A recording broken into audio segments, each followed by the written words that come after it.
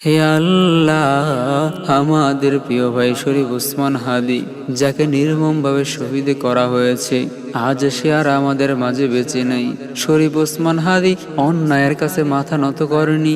যে হাদি সত্যের পথে চলতে গিয়ে জীবন দিয়ে দিয়েছে, তুমি তাকে শহীদের মর্যাদা দান করো।